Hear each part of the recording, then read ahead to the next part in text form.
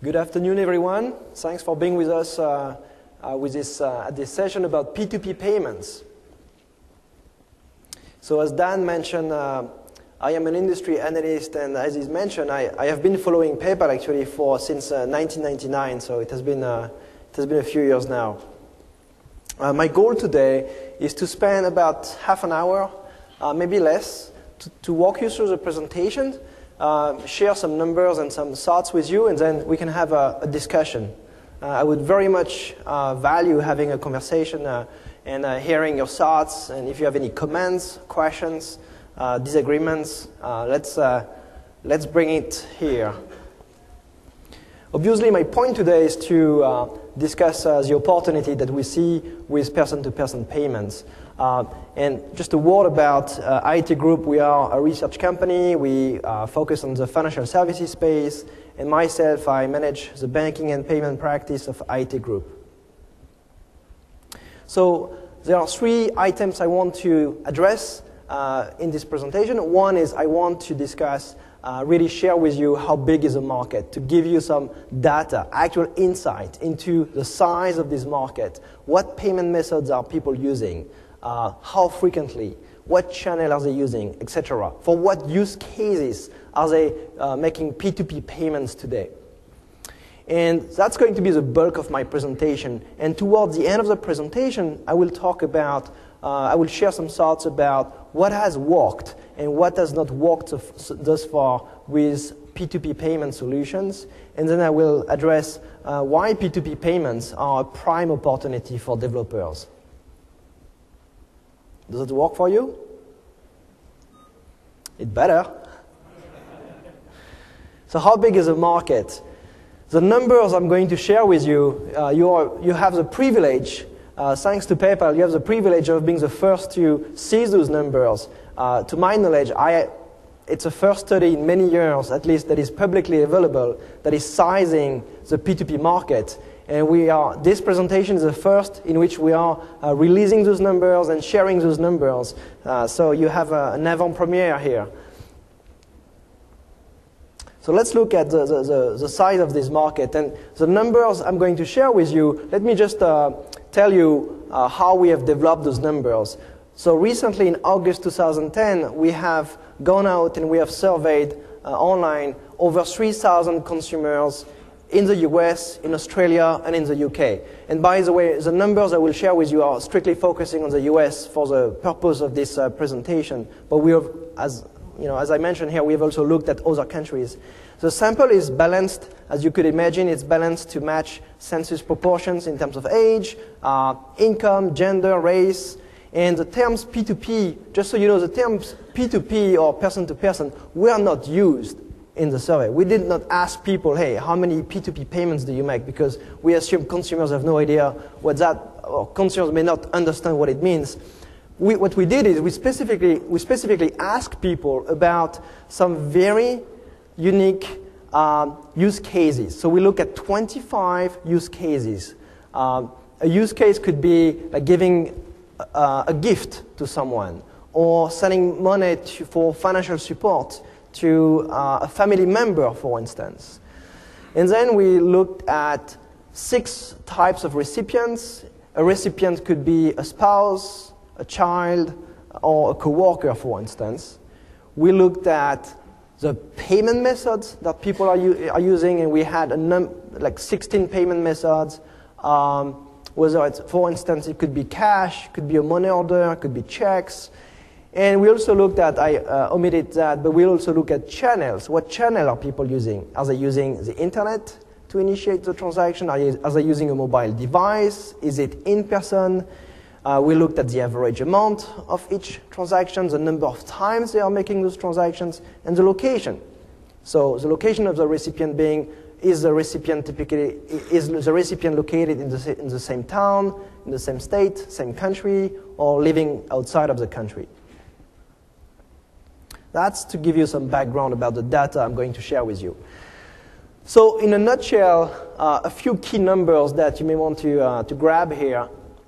In the United States, we estimate that on an annual basis, consumers are making nearly $900 billion in P2P payments. Another way of looking at it is it's almost $1 trillion. It's not quite $1 trillion, but it's definitely a large amount of money out there that is P2P transactions.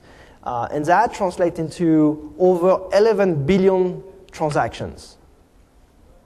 On average, how each US household is making $6,700 in P2P payments annually, which is about 97 transactions per household every year. So this chart, which is probably very hard to see from the back, but this chart shows the use cases. And what are the most popular use cases with P2P payments? So the chart shows a percentage of US consumers that made the following type of P2P payments in the past year. As you can see, the most popular P2P payments in the United States, because it's not necessarily the same in Australia or the UK, but in the United States, the most popular P2P payments is a birthday present. Over 80% of the population has made a birthday present over the past 12 months. Then you have a Christmas present. You have splitting a restaurant bill. I have to say, I never really bought into the restaurant bill splitting story. And yet, in the numbers here, you can see that splitting a restaurant bill is actually a very popular P2P payment. Surprise to me. And then tipping, charity are also very popular P2P payments. But as you can see, we have a long list of use cases for P2P transaction. The average, if you take an average US household, that household is going to make a payment in 7 of the 25 P2P use cases we have tracked in the study. So not everyone on a 12-month basis is going to make one of those 25 payments. In fact, again, the average is for a typical consumer is 7 use cases out of the 25 every year. If you break down those transactions, you find that 40% of the population will make a payment in 1 to 5 use cases, and 36% of the population will make payments in 6 to 10 use cases. 19% will make payments in 11 to 15 use cases, and you have this small minority of consumers, 5%, that actually are making payments in 16 or more than 16 use cases a year. So quite a variation in how consumers are making P2P payments, how frequently they are making those P2P payments, or at least in quite a bit of variation in the number of use cases they're actually using. So as we saw, there are lots of use cases out there, but if you look at the top six use cases, they account for 58% of the total number of transactions. So on the left, we have the top 6 use cases. The first column shows you the breakdown as a percentage of total P2P transactions, and the column on the right shows you the breakdown as a percentage of spending, meaning as a percentage of the dollar amount. So Christmas and birthday gift account for nearly a quarter of all P2P transactions made in the past year.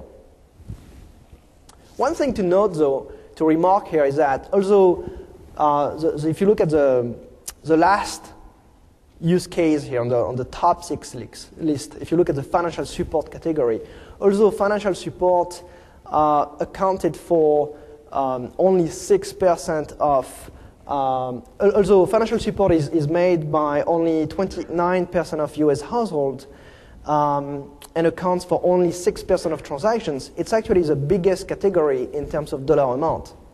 15% of all P2P spending in the United States is driven by financial support payments.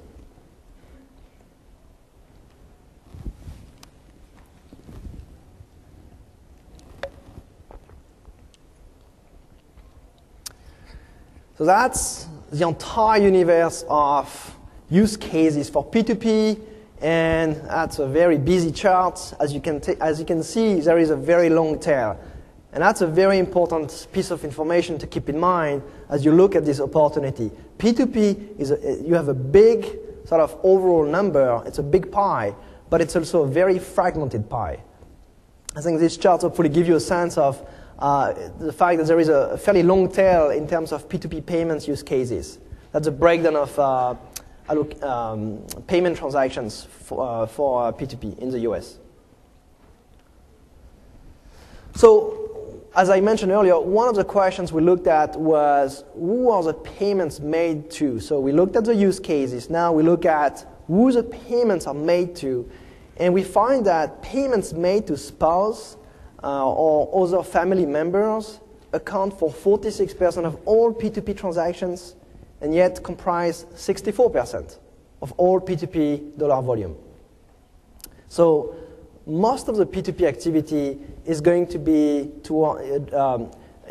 within the circle, if you will, of the family. And then you have other types of recipients. You have friends. Friends account for 18% of the total number of P2P transactions in the US. You have social relationships that might not be necessarily friends, 5%, and you also have other types of recipients like a colleague at work. Another question was, where was a recipient? So is a recipient nearby? Is a recipient far away? Is a recipient very far away, like in a different country? We find that payments made to individuals in the same town as a payer account for the vast majority of the transactions. So most of the P2P payments in the US are very local.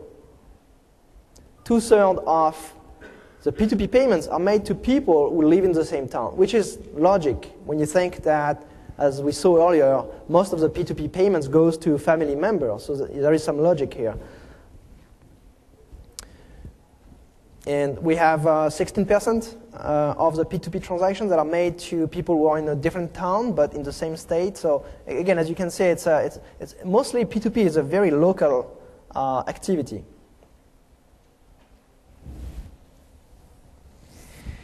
And what channel are people using? Well, people are using the in-person channel.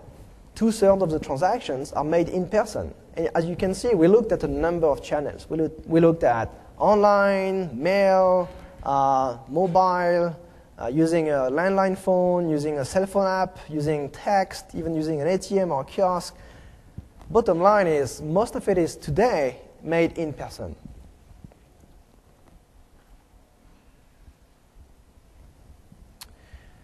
How do people pay? What payment method are people using? They are using paper, mostly. Most consumers in the US make P2P payments using cash and checks. And you also have other forms of payments that are somewhat popular, like using a gift card. I will talk about it more later towards the end of the presentation. And surprisingly, we also find, surprisingly or not surprisingly, we also find quite a number of consumers who are using online banking and bill pay today. And I think there will be another presentation on this topic, right, Dan? To discuss how PayPal is helping banks address that opportunity. But today, yes, you have actually some people who are going to their bank website and using the application to push a payment. Unfortunately, that transaction sometimes ends up into the form of a check, but I think we'll hear more about it later. So really, cash checks are the dominant forms of payments for P2P today. 50% of the P2P transactions are made in cash, and that's roughly the same market share, if you will, from a dollar perspective.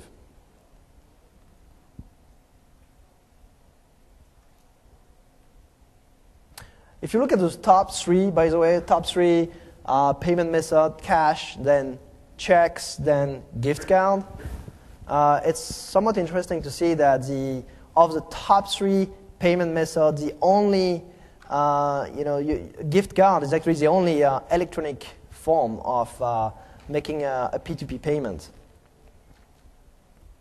And it's sort of not a surprise when you look at the dramatic success of the prepaid industry overall, including the gift card component of the industry. But that's also an industry that has been growing very rapidly over the past few years. So let me talk a little bit about what has worked and what has not worked thus far. But I'd like to leave as much time as possible to have really a conversation with you after sharing those numbers. So the P2P payment opportunity, one thing I would say is I have been following sort of P2P payments as well as other forms of payments over the past 10 years. And one thing I would say is P2P payments have eluded many players historically, including PayPal. Even though obviously a lot of people, especially a few years back, used to look at PayPal as a P2P player, really P2P was not originally really the core business of PayPal, and it's still very much about consumers to small business payments. Things, I think, obviously are very likely to change, in particular with initiatives like the X platform that opens up a lot of opportunity to leverage PayPal to go beyond consumer to business payment. But beyond PayPal, lots of companies have really struggled over the years to address the P2P payment opportunity. Some of the typical challenges that companies have faced in trying to crack the nut of P2P payments is the fragmentation of the use cases. Because believe it or not, a lot of companies have had sort of a naive approach to P2P payments. Lots of companies have looked at it as a one piece. They look at, especially banks. Banks have, a lot of banks, a lot of institutions have looked at. They looked at, okay, people making payments at the point of sale, then people making bill payment, and then P2P. It was, one of the few buckets that they were addressing or trying to address. But P2P is a very complex. It's a very complex world. As we saw earlier, it's a very fragmented opportunity. There are lots of use cases, lots of different payment methods that are being used today, different types of recipients, different types of situations. So the fragmentation has been a challenge. The cash instrument, the check instrument are very ubiquitous. They're very you can use them with anyone, almost anywhere. They have lots of powerful attributes. As much as we are trying to find an opportunity to eliminate cash and checks and build a business out of that, they have lots of powerful attributes. And it has proven difficult to, so far, very important so far, to come up with a sound business that would overcome the fragmentation of the use cases. Another challenge has been the fact that P2P transactions are occasional. Yes, there are lots of P2P transactions out there. As I said, we have over almost $900 billion in P2P transactions in the US. That's over 11 billion transactions. That's a lot of transactions. That's a lot of money out there. But it's still an activity that people will do once in a while. They're not going to necessarily do it every day. It's not like shopping for grocery on a regular basis. It's not necessarily like paying a bill, which is recurring. It's like paying tax. It's coming every month, and you have to do it. And it's you have this pressure upon you to act and do something. So it's more occasional, and it has proven difficult for market participants to address P2P, the P2P opportunity because of that. Because if people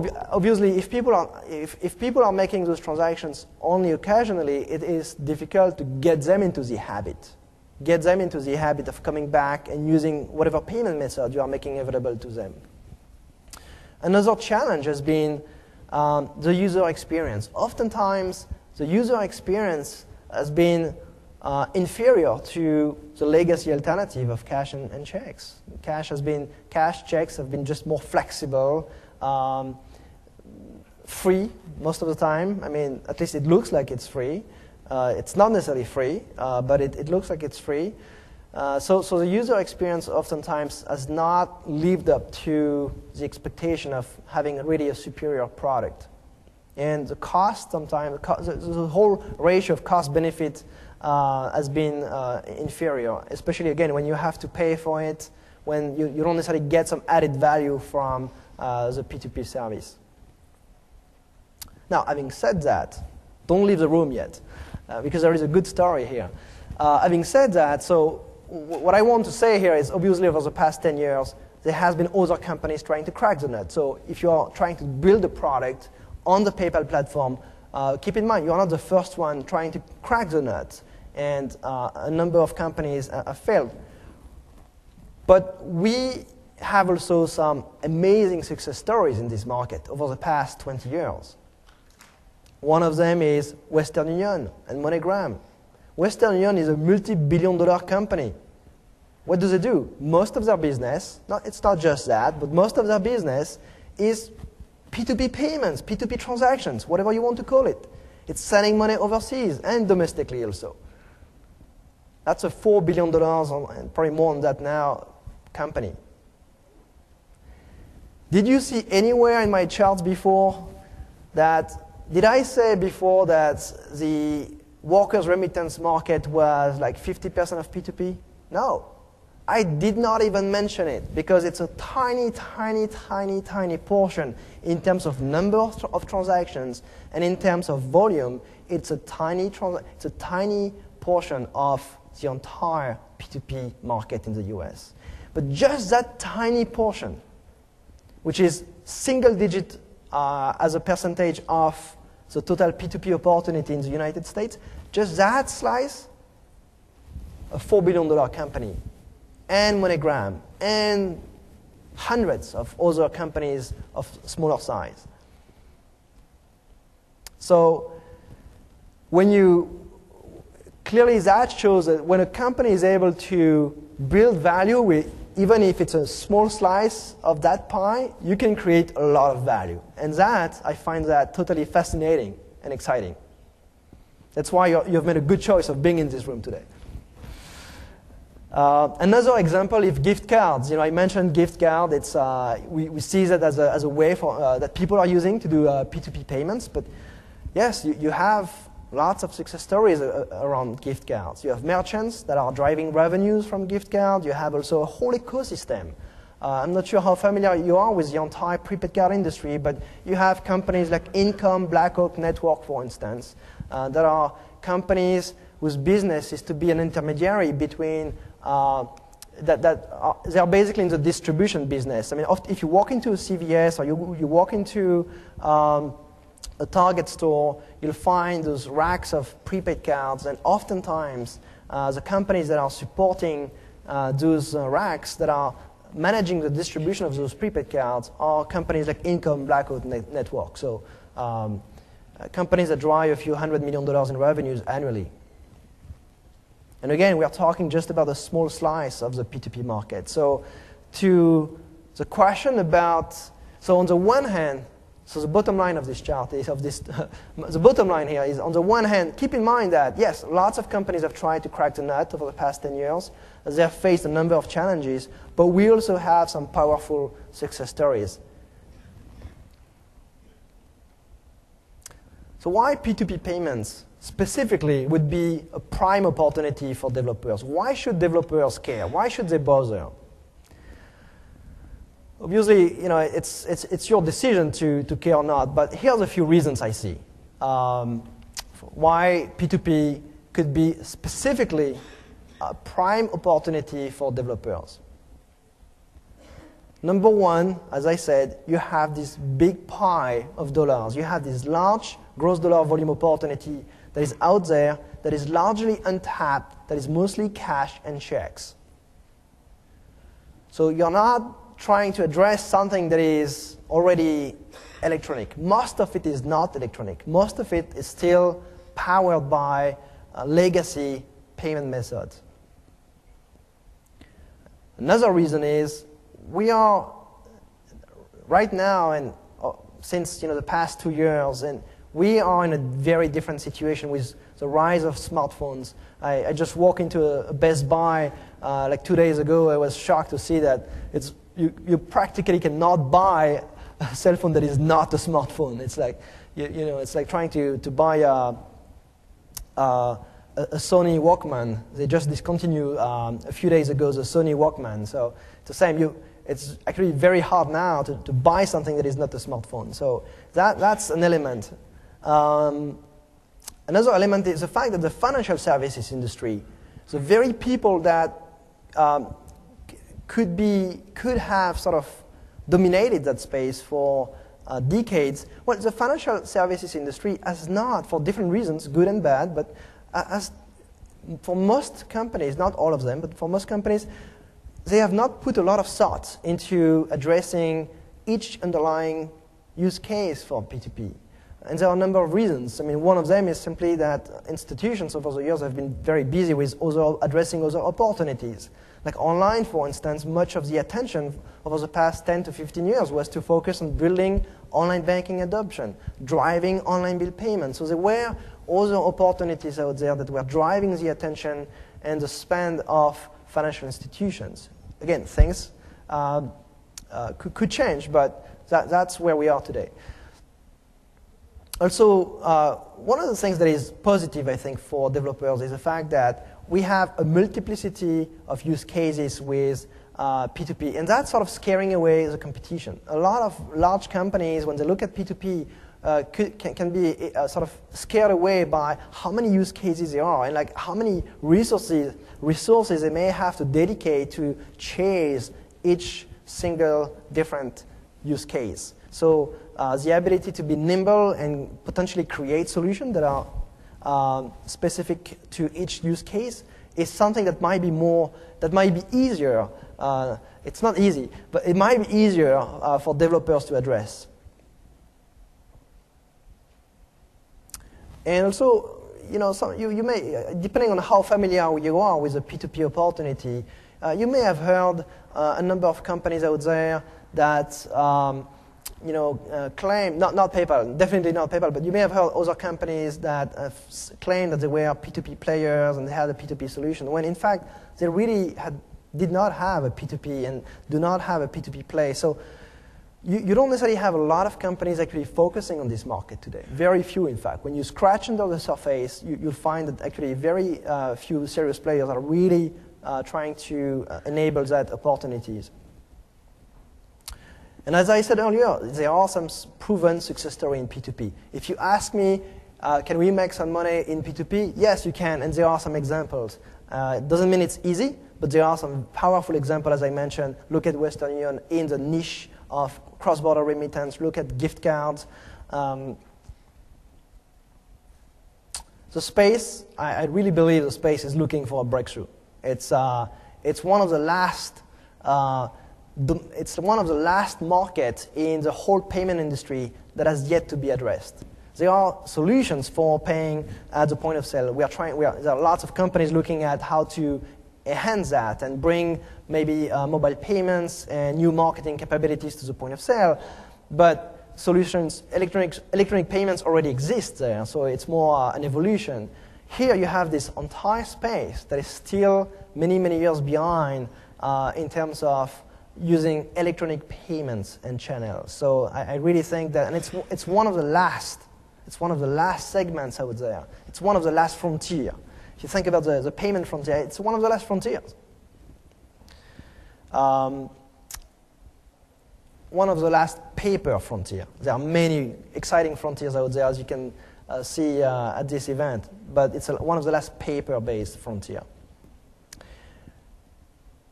And last but not least, the fact that there are multiple use cases, multiple situations where consumers are making P2P, means that there could be lots of success stories. Not just one. It could be, I could easily see 5, 10, maybe more companies, 20, 30 companies building an entirely new business without cannibalizing each other, really out of servicing P2P payments, just because of the size of the opportunities and number of use cases. So that's it. I welcome any comments, thoughts. Yes? How does Western Union has $4 billion in revenues? I said the total. It's a good question. Yes. Could you repeat the question? The question is, you said that the market is $1 billion. So how can there be an opportunity in that market? I said that the market in dollar volume, in terms of the volume of transactions made by consumers to other consumers, is almost $1 trillion. So $1,000 billion, almost. Specifically, it's $870 billion. So it's a big market. I think Western Union moves like $60 billion globally. So not just the US, but globally. So that's 5% of that opportunity, just to give you a sense. Yes?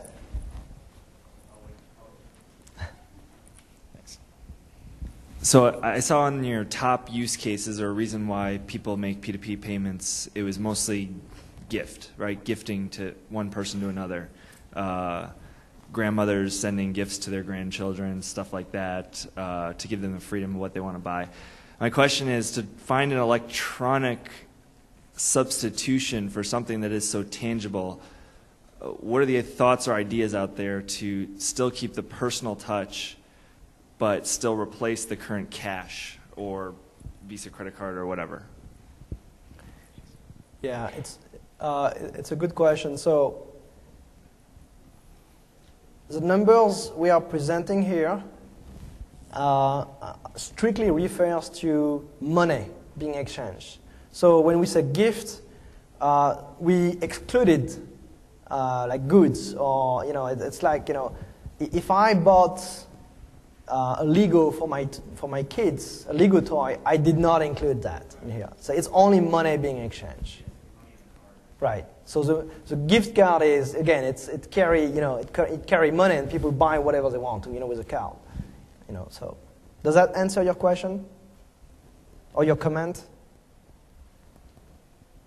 Not exactly. Okay. I'm sorry. Go ahead. So what I'm saying is that if someone's going to try to create an alternative to the money in a card approach, how does one try to keep the personal touch? That there's many people that don't even like to give the Visa gift cards because they feel it's not as, or some people don't even like to give the cash because they prefer the gift cards to the cash because it feels more personal, and there's more of a sentimental value there. How do you, if you're going to take everything out of the card, how do you out of the the greeting card, how do you replace that electronically? That's the question.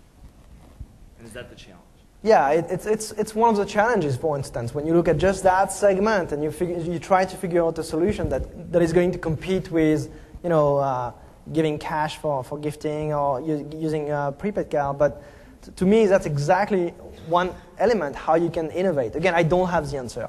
I don't have the answer, but that's exactly one element where you could say, hey, how can I design a product that is going to add some value in that respect? And it's not necessarily about price, and people might be willing to pay more for that, actually, if you have more, more of a personal touch. So in that respect, even when you look at the gift card, I insisted about cash and checks, and I said cash and checks is bad, and there are so many of them out there, we can go after them and cannibalize them. But even existing payment methods like gift card could be replaced by sort of new product. Like we see today more and more, we hear more about like virtual gift cards. So how do you, what can you do with a virtual gift card? Well, maybe you can use like videos and and photos. That's a basic step, but you can obviously think about possibilities of using a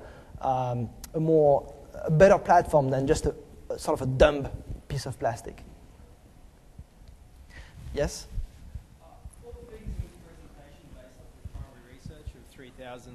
100 surveyed? Yes.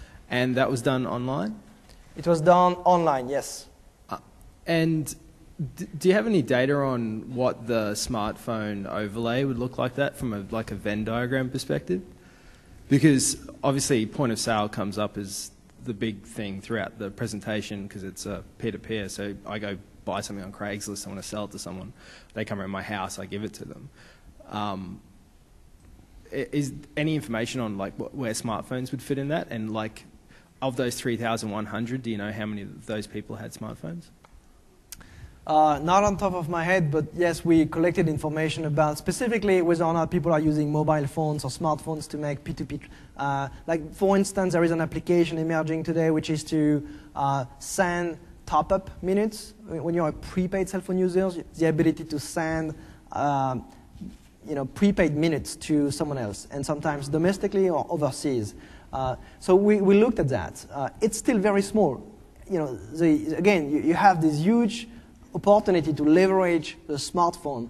But the beauty of the situation we have right now at the end of 2010 is we have those platforms that are emerging. The PayPal X platform opening up to the rest of the world. You have the rise of mobile smartphones. The question is, you have in the overall scheme of things, you have very little usage of those platforms. So the opportunity is to take advantage of them and create new products and services and bring them to market. But today, the use of mobile for sending money is still very, very small. Most of it is cash and check. So it's a market that is waiting to be conquered. Go ahead, yeah. Okay, so for cash and checks, there's zero overhead a lot of the times. It's free to use. So how do you suggest in competing with that, the fact that there's zero overhead and still make a profit when a lot of online transactions cost like 2% or 3%? Well, I think it relates to the question that, the comment, more than maybe the comment you had earlier. It's, what value can you bring, can you add? I'll give you another example. I've been following the money transfer, the Western Union business for like 10 years. And every year I get the same question. Why is Western Union still, dominating the market when, you can have cheaper alternatives to Western Union? But the thing is, you always have other factors. It's not just price. You have, the convenience. They have locations everywhere. Everywhere you go, whether it's in the US or overseas, you'll run into Western Union locations. So it's accessible. You have speed. The transfer is real time. You try to make almost real time in some instances. If you try to make a bank transfer, maybe you'll save some money. But for a few days, you'll be wondering, where is my payment? You'll call the bank, where is the payment? The bank doesn't know, because once the bank pushes out, the bank has no visibility, because there is no network really that enables the sending bank to have it. So the bank even can't tell you, and then you call the recipient bank, but the recipient bank doesn't know because the payment is somewhere in the middle. So you have lots of reasons why price. Yeah, sometimes it could be. It's not necessarily absolutely price competitive, but again, you have lots of reasons why you're willing to pay for it. And I think in P2P, the trick is going to find ways to create value. Maybe is it the personal touch? Is it the ability to personalize like the gift or things like that? So I'm not overly concerned about, again, the ability to compete with free. It's not easy, but I think there are ways to do that. Yes. Yeah, with a white shirt. You? Yeah, yes, you. Thank you. Maybe it's the fellow in front of me, but I didn't see any data about some of the other countries you talked about where checks may not be as prevalent as a payment instrument. Can you tell us a little bit about that data and where you see the transfer? I'm sorry, can you just repeat the question? Yeah, I think all the data was United States data, and you had mentioned UK and Australian data as well, two markets that have fewer checks than the United States. So can you talk about that a little bit? I have to admit, I don't have all the numbers on top of my head. The one thing I could say is, there are differences, so not every market is going to be the same. Like, for instance, I think in the UK, the number one category is actually in Australia. Actually, in Australia, the number one category is to repay a purchase that someone else has made on your behalf. So instead of being gifting, it's actually repaying a purchase that someone else has made. So that's basically the extent of what I can comment about at this stage. In the back? Yeah.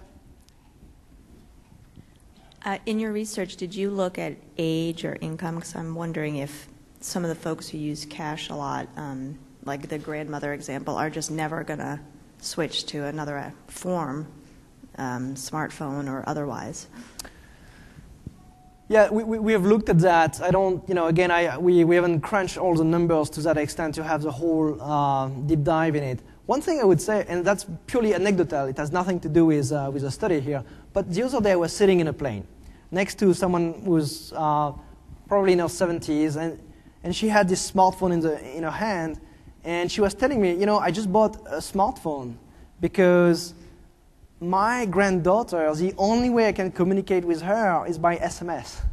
And it's just easier for me to type, an SMS on a smartphone than a regular cell phone. And, I think we often look at, we have, this generation, and those people, have never used that technology. And again, it's a social world. We are all under pressure to, evolve at a personal level as well as, in business. But I think that, to me, that's an example of this, social pressure to evolve and adapt in that case, to stay in touch. And she was actually delighted because, she had never had as much conversation and communication with her granddaughter, thanks to, making the leap of buying a smartphone. So, yes. I have a question coming from online, which I'll paraphrase a little bit. Question from somebody following this online. That'll paraphrase a little bit. Given the size of transactions, and you haven't really addressed what is the average size of transaction, what is the sweet spot from a profitability standpoint? I don't think there is a sweet spot. Again, not necessarily looking at P2P specifically, but you have ways today to make money with digital good that you are going to sell for maybe 50 cents or 49 cents, as we saw with Osama's presentation today. You have ways to, if you sell a sword on a digital game to another player, again, you may have ways to make money with even very, very low value P2P payments. So I'm not, in general, I don't think that the market is about that.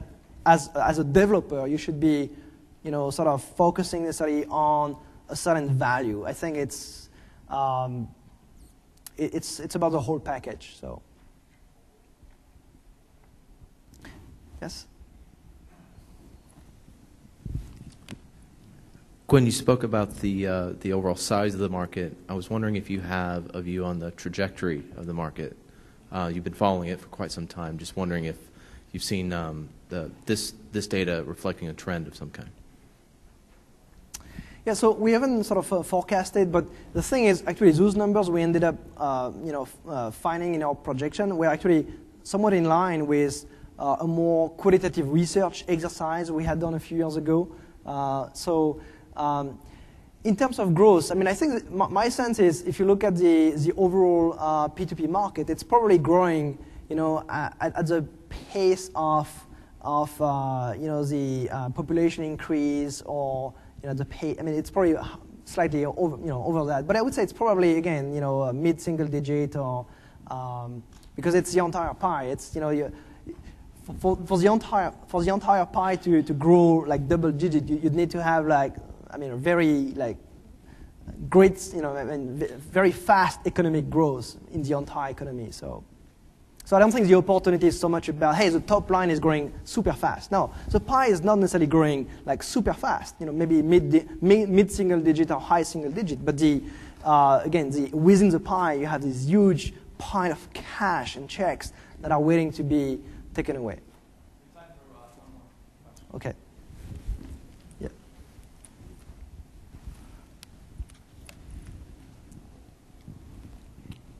Hi. The example you keep using of Western Union, I guess I don't see the connection how you're going to monetize that when the main reason, from my understanding, people use that is because they don't have bank accounts. This is not a population that's using it because they don't care that they could do it cheaper with a bank. It's that they don't have bank accounts. And even if they did get a smartphone, they're usually using prepaid cards because they don't have the accounts to use a credit card or other means. So if this population doesn't have computers or other bank accounts, how would you actually move it to an electronic payment scheme? It just doesn't make any sense. I don't understand how you're connecting that. There's no way to receive the payments. There's been, since the year 2000, there have been over 100 companies trying to solve for P2P. You can't solve for P2P because the person you're sending the money to has to be a member of a network or